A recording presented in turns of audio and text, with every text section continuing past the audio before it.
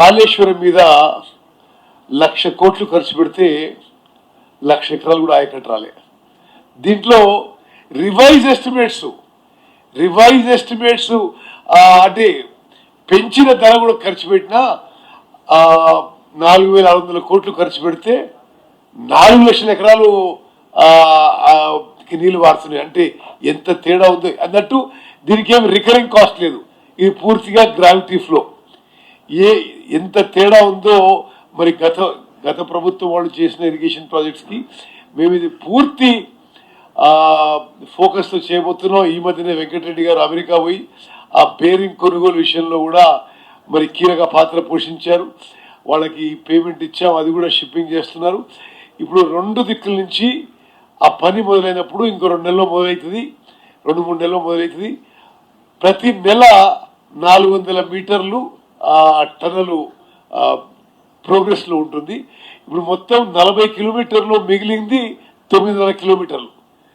So full స్పీడ్లో చేస్తే 20 monthsలో చేయాలి, కానీ 10 months మేము కాదు. ఎందుకంటే అక్కడ బికాస్ పైన ఫారెస్ట్ ఉంది, అందులో హెవీ వాటరింగ్ జరుగుతుంది, ఇతర ఆటంకాలు ఉన్నాయి. కాబట్టి 20 monthsలో కావాల్సిన 30 months, మ్యాక్సిమం 3 yearsలో ఇది పూర్తి కావాలని ఇరిగేషన్ శాఖకి, ఆ జేపీ అసోసియేట్స్ ఏజెన్సీకి మేము ఈరోజు డెడ్ లైన్ పెట్టడం జరిగింది.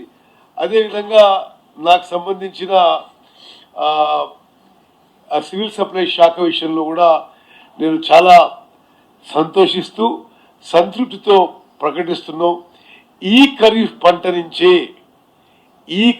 పంట నుంచే సన్నాలకి ప్రభుత్వం 500 రూపాయలు అదనపు ఎంఎస్పి పై 500 రూపాయలు క్వింటాల్కి అదనపు ధరకి కొనబోతున్నాం.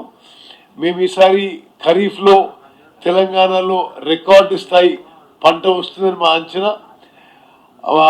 1.43 lakh మెట్రిక్ టన్స్ పంట వస్తున్న అంచనా.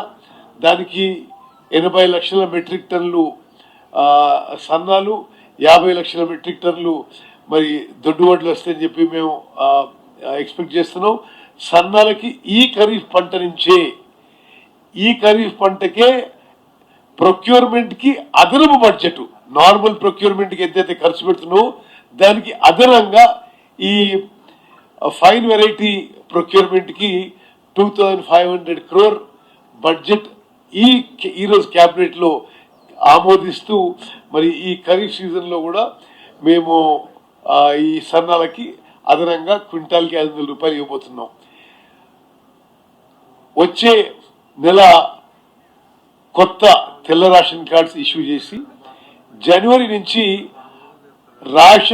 రేషన్ కార్డులు, అన్ని రేషన్ కార్డులకి ఇప్పుడేమో కోర్స్ గ్రెయిన్ ఇస్తున్నాం, దొడ్డు బియ్యం ఇవ్వడం జరుగుతుంది.